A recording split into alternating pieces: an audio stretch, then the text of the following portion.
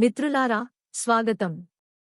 భారతదేశం నుండి వచ్చిన ఒక అద్భుతమైన కథను మీరు వినబోతున్నారు. దశావతారాల సమూహంలో.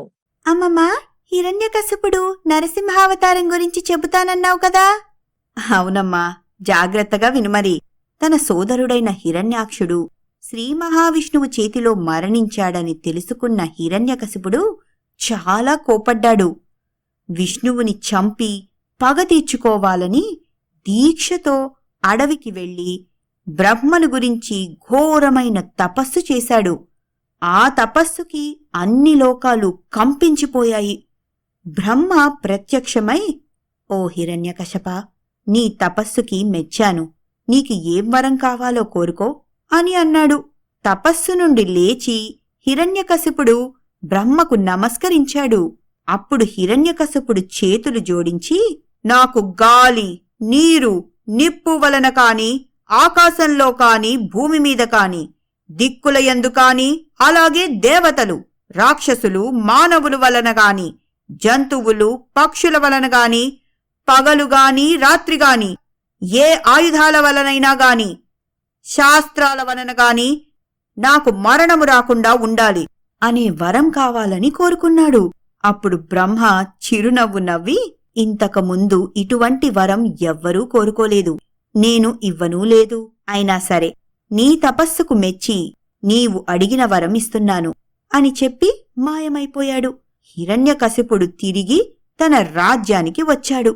అసలే రాక్షసుడు, దానికి తోడు గొప్ప గొప్ప వరాలు కూడా పొందాడు. ఇక చెప్పేదే ఉంది. వరాల వల్ల వచ్చిన బలంతో, గర్వంతో సజ్జనులను అంటే మంచివారిని, మునులను అందరినీ బాధించాడు. తర్వాత దేవతలను జయించి దేవలోకాన్ని ఆక్రమించాడు. దేవతలను, దేవతల రాజైన ఇంద్రుడిని స్వర్గం నుండి తరిమేస్తాడు. దేవతలంతా బ్రహ్మ వద్దకు వెళ్లి వాళ్ల బాధలు చెప్పుకున్నారు. బ్రహ్మ దేవతలందరితో కలిసి శ్రీ మహావిష్ణువు వద్దకు వెళ్లి విషయం వివరించాడు. శ్రీ మహావిష్ణువు విషయం అంతా విని దేవతలకు, నేనున్నాను, మీకేం పర్వాలేదు, కొంతకాలం ఓర్పుగా ఉండండి అని చెప్పి పంపించేశాడు.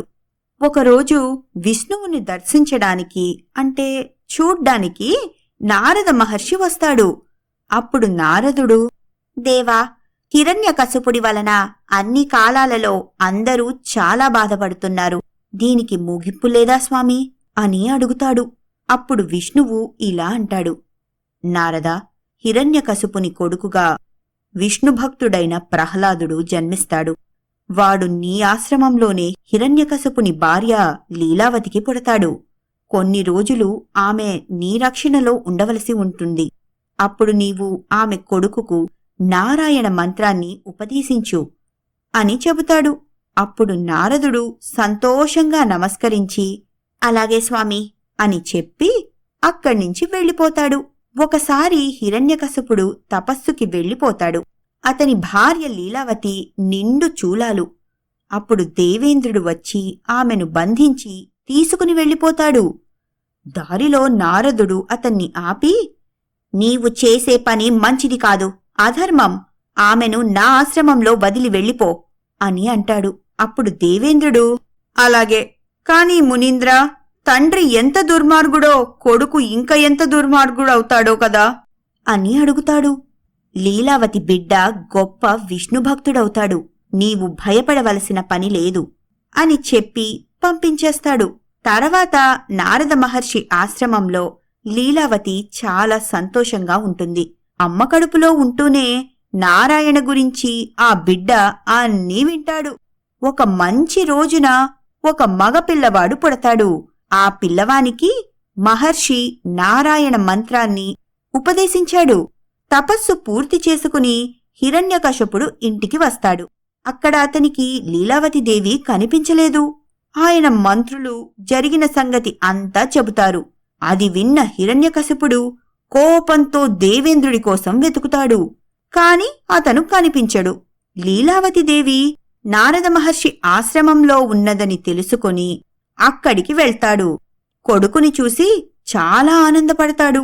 తన భార్యను, కొడుకును కాపాడినందుకు మహర్షికి కృతజ్ఞతలు చెప్తాడు. వారిని తన ఇంటికి వెంటనే తీసుకుని వచ్చేస్తాడు. తన కొడుకుకి ప్రహ్లాదుడు అనే పేరు పెడతాడు. రోజులు చాలా సంతోషంగా గడిచిపోతూ ఉన్నాయి. ఒకరోజు హిరణ్యకశిపుడు సభలో, యజ్ఞములు యాగములు చెయ్యాలంటే మా పేరు మీద చేయమని చెప్పండి. మా విగ్రహాలకు పూజలు చెయ్యాలని చెప్పండి. లేకుంటే కఠిన శిక్షలు విధించండి అని మంత్రులను ఆజ్ఞాపించి తాను విష్ణుమూర్తిని వెతికి చంపటానికి బయలుదేరాడు. లీలావతి భర్తకు, స్వామి, సాధువులను బంధించడం మనకి మంచిది కాదు. యజ్ఞయాగాలని ఆపడం లేదా పాడు చెయ్యడం అంతకంటే మంచిది కాదు అని చెబుతుంది. కాని ఆ మూర్ఖుడు వినడు. ప్రహ్లాదుడు ఎంతో చక్కగా పెరిగి పెద్దవాడు కాసాగాడు.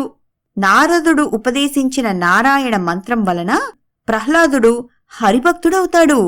తన కొడుకుని చూసి లీలావతి ఒకవైపు సంతోషంతో, రెండో వైపు భర్తకు తెలిస్తే ఏమవుతుందో అనే భయంతో విలవిలలాడిపోతుంది. ప్రహ్లాదుడు 5 సంవత్సరాల వయసు వాడయ్యాడు. ఒక శుభదినాన పురోహితుడిని రప్పించి హిరణ్యకశపుడు ప్రహ్లాదుడికి అక్షరాభ్యాసం చేయించి గురువుకి అప్పగించాడు. గురుకులంలో గురువుగారి ఇంట ప్రహ్లాదుడితోటి పిల్లలతో కూడా హరినామస్మరణ చేయించసాగాడు. హరి గురించి చిన్న చిన్న కథలు చెప్పసాగాడు. పిల్లలందరూ కూడా అతనితో పాటు హరిభజన చేస్తూ గురువుగారు చెప్పిన విషయాలు వినడం మానేశారు. గురువుగారికి ఏం చెయ్యాలో అర్థమయ్యేది కాదు. ఈ విషయం హిరణ్యకశపుడికి తెలిస్తే ఏమవుతుందో అనే భయంతో ఉండేవారు. దేని గురించి అతను భయపడ్డాడో అదే జరిగింది. ఈ కథ మనకు బోధించే ముఖ్య విషయం ఏమిటంటే, ప్రేమతో, ధైర్యంతో మనం ఎదురైన సవాళ్లను అధిగమించగలము. మీరు ఆపిల్ లేదా ఆండ్రాయిడ్ యాప్ స్టోర్స్ నుండి స్టోరీ వేవ్స్ యాప్ని డౌన్లోడ్ చేయండి. ఈ సేకరణ నుండి మరియు ప్రపంచవ్యాప్తంగా ఉన్న సంస్కృతుల నుండి మరిన్ని కథలను అన్వేషించండి. స్టోరీ వేవ్స్ సభ్యత్వం నెలకు $1 కంటే తక్కువగా ఉంటుంది. మీ కుటుంబానికి నాణ్యమైన కథలను తీసుకురావడానికి ఇది ఒక చౌకైన మార్గం. కొత్త కథలు అన్ని స్టోరీ వేవ్స్ యాప్లో అందుబాటులో ఉన్నాయి, మరియు అత్యంత ఉత్సాహభరితమైన కంటెంట్ యాప్లోనే అందుబాటులో ఉంటుంది. మీరు యూట్యూబ్ ఛానల్కి సభ్యత్వం తీసుకోండి మరియు ఇన్స్టాగ్రామ్, టిక్టాక్, స్పాటిఫైలలో స్టోరీ వేవ్స్ని ఫాలో అవ్వండి. రాబోయే కంటెంట్ గురించి అప్డేట్స్ పొందండి. మీరు ఈ కథను చూసినందుకు ధన్యవాదాలు.